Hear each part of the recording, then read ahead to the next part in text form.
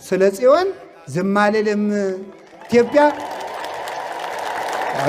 ሰላም ጤና ይስጥልን። በዛሬ ቪዲዮችን እንግዲህ ስለ ታቦተ ጽዮን በሰፊው የምናይበት ነው። እንግዲህ ስለ ታቦት ወይም ስለ ጽዮን ዝም አንልም በሚል አባታችን አባ ገብረ ኪዳን በአንድ ወቅት ያስተማሩት ትምህርት ነው። እንዲሁም መጋቢ ሐዲስ ሮዳስ ታደሰም ስለ ታቦት እስቲ ምን ያህሎቻችሁ እንደምታውቁ ኮመንት ላይ አስቀምጡልኝ። ታቦት ማለት ምን ማለት ነው?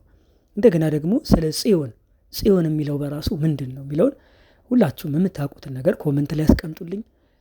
ቀጥታ ወደ ሀሳባችን እንገባለን። እንግዲህ ጽዮን ማለት አንባ፣ መጠጊያ፣ መሸሸጊያ ማለት ነው። በቃል ደረጃ ስናይ ጽዮን የጥንቷ ኢየሩሳሌም ከተማ ወይም ደቡባዊ ኮረብታ ለመግለጽ ያገለግል ነበረ። በሁለተኛ ደግሞ ጽዮን የተባለች የንጉሥ ዳዊት ማለት ነው ከተማ ነው። ይህም ከይብሳዊነት ከያዘ በኋላ የመንግስቱ ማዕከል እንዳደረገውና ዘሲቲ ኦፍ ዴቪድ ተብላ እንደተጠራች የዳዊት ከተማ ተብላ በሁለተኛ ሳሙኤል ምዕራፍ 5 ከቁጥር 7 ላይ በሰፊው ይገልጻል።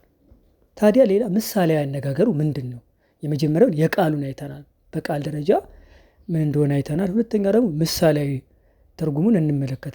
ሁለተኛ የእስራኤላዊ ማዕከል ነው፣ የሰፋ ትርጉም ያለው ነው። ጽዮን የሚለው ቃል ቀስ በቀስ መላዋ ኢየሩሳሌምን በተለይም የእግዚአብሔር ቤተ መቅደስ የቆመበትን አካባቢ ሞሪያም ተራራን ለመግለጽ ይውል ጀመር።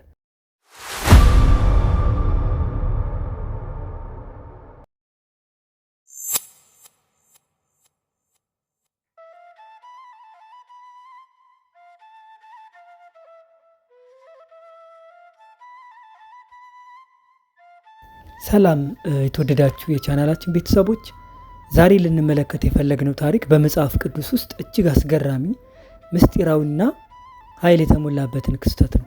ይኸውም የቃል ኪዳኑ ታቦተ ጽዮን የተማረከበትና የፍልስጤማውያን ታላቅ ጣዖት ዳጎን የተዋረደበትን ታሪክ ነው።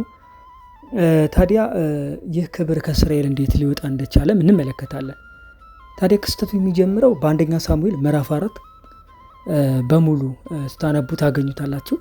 እስራኤላውያን በአፍኒን ፊናስ አመራር ስር ከፍልስጤማውያን ጋር ሊዋጉ ሲዘጋጁ በመጀመሪያው ጦርነት ተመቱ። ሕግና የእግዚአብሔርን ፈቃድ መጠየቅ ትተው ታቦቱ እንደ አንድ የጦር መሳሪያ አዩት። ታዲያ ታቦቱ ሲወጣ ሰራዊቱ በሙሉ በደስታ ቢጮህም ይህ ጩኸት የአምላክን ማመን ሳይሆን ታቦቱ ብቻ በማመናቸው ውድቀት አስከተለ ማለት ነው። ፍልስጤማውያን በጦርነት አሸንፈው ታቦተ ጽዮንን ማረኩ። የእስራኤል ወታደሮችን ብዙዎቹ ሞቱ። ካህኑ ኤሊ የታቦቱን መማረክ ሲሰማ አንገቱን ተሰብሮ ሞተ። ታዲያ ኢካቦድ ክብር ከእስራኤል ወጣ ሲባል ይህን ክስተት ምን ያህል አሳዛኝ እንደሆነ ያሳየናል። ታቦቱ በፍልስጤማውያን ተማርኮ ወደ ዋና ከተማቸው አሽዶድ ተወሰደ። በድል አድራጊነት ስሜት ታቦቱ ወደ ትልቁ አምላካቸው ወደ ዳጎን ቤተ መቅደስ ወስደው ከጣዖት አጠገብ አስቀመጡት። ፍልስጤማውያን ዓለም ሊረሳው የማይችልን ክስተት በገዛ ቤታቸው ውስጥ ፈጠሩ። የመጀመሪያው ቀን ጠዋት ሲነጋ የአሽዶድ ሰዎች ሲገቡ ዳጎን በታቦቱ ፊት ለፊት ወደ ምድር ተደፍቶ አገኙት። ጣዖቱን አንስተው መልሰው አቆሙት።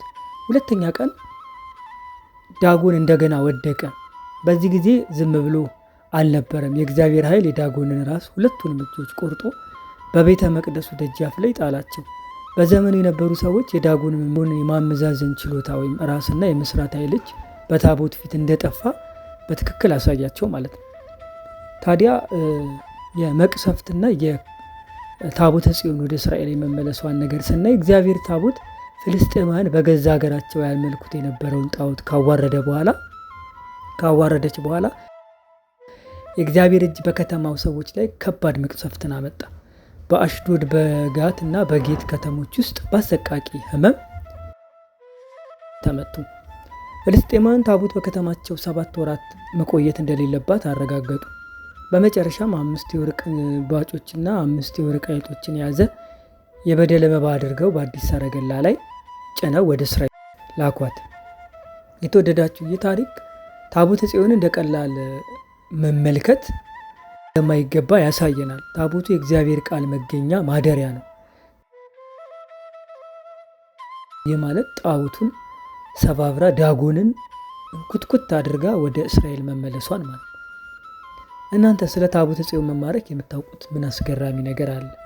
ታዲያ ዛሬ ዘመናዊ የኢካቦድ እኛ በምን ተማርከናል? ይህንን ጥያቄ ለሁላችንም ጠይቃለሁ። ታቦተ ጽዮን የእግዚአብሔር መገኘት ምልክት እንደነበረ ሁሉ ዛሬ ክርስቲያኖች ደግሞ መንፈስ ቅዱስ ያደረበት የሕያው አምላክ ቤተ መቅደስ ነን። አንደኛ ቆሮንቶስ ምዕራፍ 3 ከቁጥር 16 ላይ። ታዲያ ይህ መንፈሳዊ ክብርና ጸጋ ከሕይወታችን እንዳይርቅ ኢካቦድ እንዳይሆን ምን አይነት ዘመናዊ ፍልስጤማውያን እየማረኩን ነው? አንደኛው በቴክኖሎጂ ጣዖት መማረክ ነው። የጥንት ፍልስጤማውያን ታቦት ወስደው ከዳጎን አጠገብ እንዳስቀመጡ ሁሉ ዘመናችን ደግሞ የሕይወታችንን ማዕከል ከእግዚአብሔር አውጥቶ በሌሎች ጣዖታት አጠገብ አስቀምጠናል። የእኛ ስልክ፣ ማህበራዊ ሚዲያ እና የማያቋርጥ መዝናኛ ናቸው። እነዚህ ነገሮች በመሰረቱ መጥፎ ባይሆኑም ለእግዚአብሔር የምንሰጠው ጊዜ ትኩረት ሊያሳጡን የሕይወታችንንም ጣዖት ይሆናሉ። ሁለተኛው የሚጠፋው ክብር ወይም ጸጋ ነው። በጸሎት በንባብና በአገልግሎት ማሳለፍ ያለብንን ጊዜ በስክሪን ፊት ስናሳልፍ የመንፈስ ቅዱስ ድምፅ እየደበዘዘ ይሄዳል። የሕይወታችንን መንፈሳዊ ክብር ጸጋ እናጣለን። ሌላው ደግሞ ሀብትና በምቾት ፍቅር መማረክ። የአፍኒን ፊንሐስ ኃጢአት ራስ ወዳድና ስርዓት አልበኝነት የታቦቱን መማረክ እንዳስ ሁሉ ዛሬም የብዙዎቻችን መንፈሳዊ ድካም የሚመጣው ከዚሁ ነው። ዘመናዊ አፍኒንና ፊንሐስ የሀብት ወንጌል ለምሳሌ ፕሮስፔክቲ ጎስፔል የምንለው ማለት ነው። ራስን ማምለክ ሰልፍ ወርሺፕ አገልግሎት ለግል ጥቅም ማስኬድ ወይም መላ ህይወትን ለጊዜያዊ ምቾት ሀብት መዋል በውስጣችን ያለው መንፈሳዊ ቅድስና እንዲረክስ ያደርጋል። ሁለተኛው የሚጠፋው ክብር ወይም ቅድስና እግዚአብሔር ከመፈለግ ይልቅ የዓለማችንን ፈቃድና እርኩስ ዝንባሌ ስንከተል እንደ ዳጎን የተሰበረው ክርስቲያን ሃይማኖታችን ይሆናል። ሌላው ለዘመናችን የሚጠቅም መፍትሄ እናስቀምጥና ወደ ማጠቃለያው እንሄዳለን። ታቦት ወደ እስራኤል የተመለሰው በኃይል በክብር እንደሆነ ሁሉ ከዘመናዊ ምርኮ ለመውጣት መፍትሄው ይህ ነው። የማህበራዊ ሚዲያ ጾም ወይም ደግሞ ዲጂታል ዲቶክስ የምንለው ለጸሎት የምናውለውን ቅዱስ ጊዜ በመወሰን ከስልክ ከቴክኖሎጂ ራሳችንን መለየት አለብን። ታቦቱን ጸጋውን በቤትን ማዕከል ለማድረግ ዳጎንን ስክሪንን ለጊዜው ከቤት መውጣት ያስፈልጋል። የቅድስናን ዋጋ መረዳት። የአፍኒን ፊንሐስ ስህተት የታቦቱ ቅድስና አለማክበር ነበር። እኛም የራሳችንን ስጋዊ ማንነት መቅደስ መሆኑን በመረዳት ቅድስናችንን የሚጥስ ማንኛውንም ሀሳብ ወይም ድርጊት መተው አለብን። የመንፈስ ቅዱስን ድምፅ ማድመጥ። ታቦቱ በዳጎን ቤተ መቅደስ ውስጥ ተአምራት እንዳደረገ ሁሉ መንፈስ ቅዱስ በውስጣችን ያለውን የክርስቶስን ኃይል እንዲገልጥ መፍቀድ አለብን። መንፈስ ቅዱስን በማይጠፋ የጸሎትና የእግዚአብሔር ቃል በማንበብ መጠበቅ መጠየቅ ከዘመናዊ ምርኮ ያስወጣናል። የተወደዳችሁ የእግዚአብሔር ክብር ታቦት በሕይወታችን ውስጥ መማረክ የለበትም። ንስሐ በመግባትና ቅድስናን በማክበር ኢካቦድ የተባሉን ውርደት ወደ ቅድስና እግዚአብሔር ከኛ ጋር ነው ወደሚል ክብር መቀየር እንችላለን።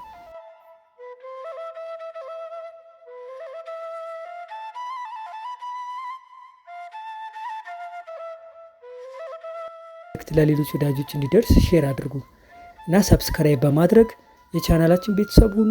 በሌላ ቪዲዮ እስከምንገናኝ በሰላም ቆዩ።